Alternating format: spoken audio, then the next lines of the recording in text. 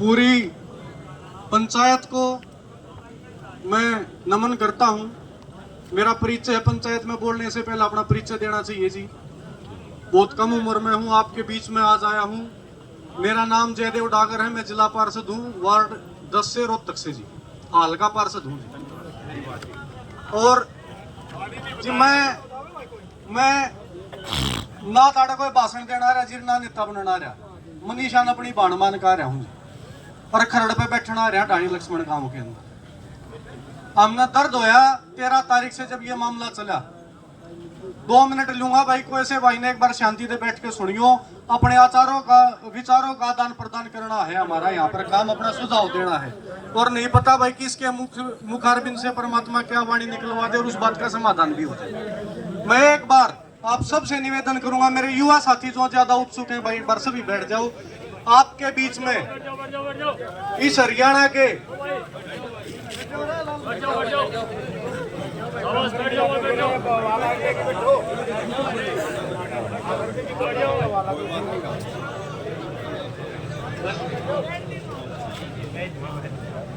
ढाणी लक्ष्मण गांव भाई हमने पहला नहीं सुना था।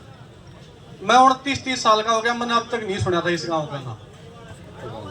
कैसे पता चला कि एक मैसेज सोशल मीडिया पर हमारे को पता चलता है कि भाई हमारी एक बहन थी मनीषा कॉलेज में पढ़ने गई और उसके साथ इस प्रकार का दुराचार हुआ और उसको इतनी नृशंस तरीके से उसको मार दिया गया। परिवार और गांव, सरकार और प्रशासन से न्याय की गुहार लगा रहा है।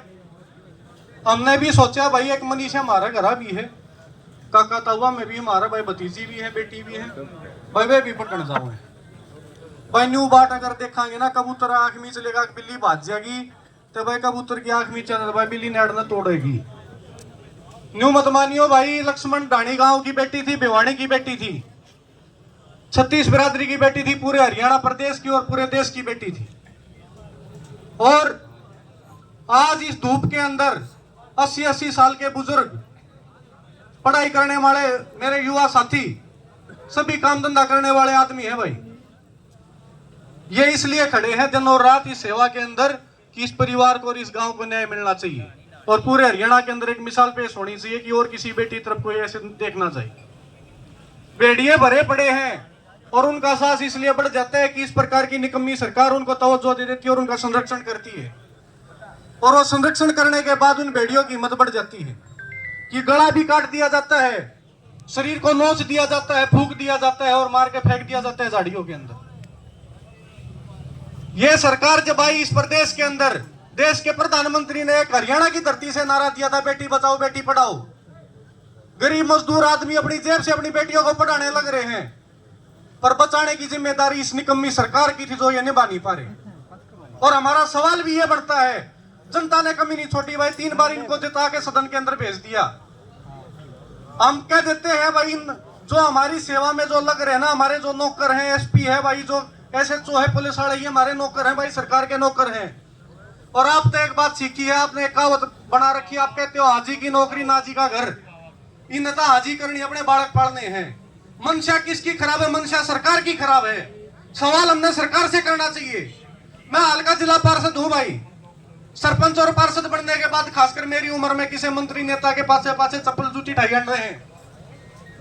2016 में रोहतक के अंदर आरक्षण आंदोलन होया था भाई, मेरा बड़ा भाई है राहुल दादू, 8 मुकदमे कति बिल्कुल झूठे लगाए गए जिनको आज तक भुगत रहे हैं।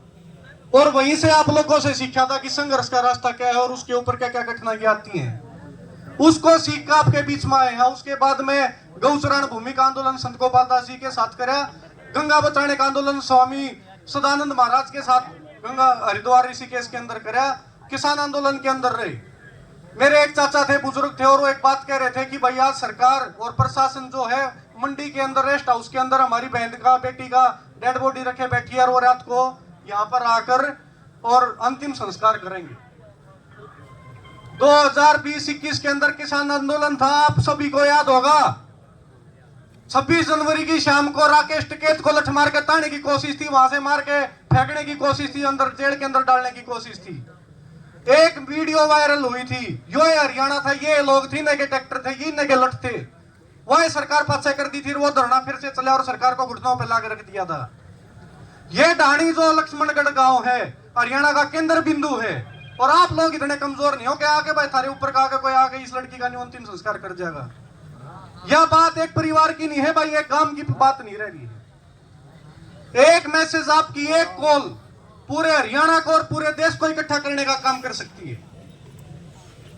हमारे आदरणीय ताऊ सुरेश कोच जी ने कहा, और उनका बहुत लंबा अनुभव रहा आंदोलन चलाने का, और उनसे एक ही बात हमारे को सीखने की मिली। उन्होंने एक मंत्र दे दिया, इस बात को हमने जो हम चाह रहे हैं उसको पूरा करवाने का मंत्र दे दिया, और उसके ऊपर आपने गौर करनी पड़ेगी, आपने अनुशासन बरतना पड़ेगा, आपने वे लोग आगे करने पड़ेंगे जो इस परिवार के और इस गांव के मोजीज लोग हैं, जिनके पैरों के ऊपर आप खड़े होगे। नीम इनकी है भाई, ढांचा ऊपर आमा।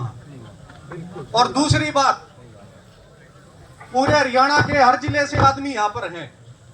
मेरे साथ में जी सतगामा खापके प्रधान श्रीपाल नंबरदार बाड़ंद गांव से आ रहे हैं। रिटौली कबूलपुर बाड़ंद गांव का आपने नाम सुना होगा जी। हमारे 60-70 हमारे चाचा ताऊ हमारे भाई हमारी गैल आ रहे हैं। हम किसी के निमंत्रण पर ना रहे भाई, ना कोई पीले चावल देगा, अपनी मान का रहे हैं। इस गांव ने भी, इस बेटी ने भी अपनी मान का रहे हैं। और भाई मेरे वार्ड में 11 गांव लग गए हैं। इस सरकार के ऊपर आपने एक रास्ते के ऊपर ये जो लड़ाई ना, इस पे एक मोर्चे की लड़ाई से आप नहीं जीत पाओगे। हमने विभिन्न मोर्चे खोलने पड़ेंगे और सभी के ऊपर अनुशासन के साथ ताकत लगानी पड़ेगी।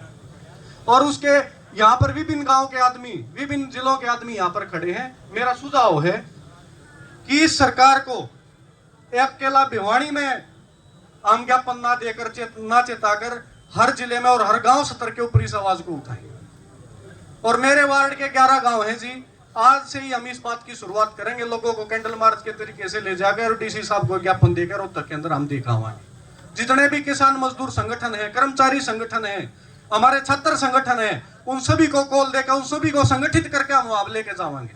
और आप सभी भी मेरे एक निवेदन है, जो भाई सोशल मीडिया के माध्यम से इस मैसेज को देख रहे, इस पूरी पंचायत को देख रहे हैं, और बहुत से लोगों के अंदर जिज्ञासा है और उनकी चाहत भी है कि भाई हम भी इस बेटी को न्याय दिलाने के लिए कुछ काम करें। ये जो मुद्दा आज इतने लोग इकट्ठा होने का कारण क्या था? सोशल मीडिया सबसे बड़ा कारण रहा है। और जिस आदमी ने उसको दूसरे के पास भेजा ना उस मैसेज को, उसने भी एक इसमें योगदान करे, आहुति डाल दी उस लोगों को जागरूक करने की कि एक परिवार के साथ अन्याय हो रहे हैं। तो आप सभी एकजुट रहे, अनुशासित रहे, और जो भी ड्यूटी भाई हर आदमी की, सबको न्यू ना अगर बस 2 करोड़ आदमी हरियाणा में रहो तो 2 करोड़ आदमी आपकी गैल हो, पर 2 करोड़ लोगों से ज्यादा आपके साथ लोगों की भावनाएं हैं, और भावनाएं आपकी लड़ाई को मजबूत करने का काम करेंगी। आप संगठित रहे, अनुशासित रहे। और आपके बीच में आज जितने भी आदमी यहाँ आ रहे हैं, मैं मनीषा को अपनी बहन मान के, मैं अपनी सगी बहन मान के आप सभी का धन्यवाद करूं कि भाई आप इस दुख की घड़ी में उस परिवार के साथ खड़े हैं, इस दानी लक्ष्मण गांव के साथ खड़े हैं। धन्यवाद। राम राम, जय हिंद। और मेरे साथ सतगामा प्रधान एक बार वो भी 2 बात अपनी रखेंगे। भाई साहब नेट बंद कर दिया 3 दिन के लिए, तो मैं एक सूचना मैं भी देना चाहता हूं मेरी तरफ से। जो भी भाई हैं सभी अपने अपने भाइयों फोन करके इस आंदोलन के बारे में इकट्ठा होने की आप सूचना दें एक बार। सुनो जी, बहुत नॉर्मल बात है नेट बंद करना। कायर लोग हैं, कायर राजा जब डरता है ना तो वो आपके रास्तों को बंद करता है, आपकी रसद को बंद करने का काम करता है। थूक के चाटने वाले लोग हैं, कदे कोई नहीं मानता, नामुमकिन है। किसानों ने संगठित रह के, अनुशासित रह के इनके घुटने टेकवाए थे, आपको याद है, आप उस चीज के हिस्सेदार रहे हैं। भाई यही आ जाओगे भाई, बैठो एक बार। आप अनुशासन का अनुशासन बरतो भाई। आप ऐसे आवाज सुन के मत भ्रमित हो भाई। आपके बीच में सुनो जी, एक बात और मैं कहना चाहूंगा आप लोगों को। भैया सुनो, एक बात गौर करने की बात मैं आपको बताना चाहूंगा।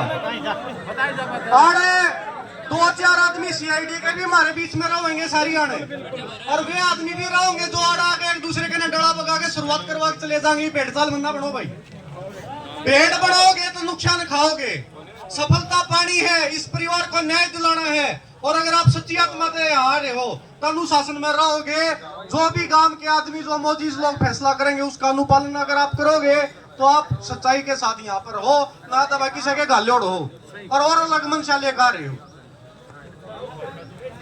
यहाँ पर मौजूद आसपास इलाके के भाई लक्ष्मण के लोगों, बेटी यो के ऊपर हमारा जो हरियाणा है उसकी संस्कृति और हमारे भारत देश की संस्कृति हमें ये सिखाती है कि वे अपनी बेटियों का मान सम्मान करें।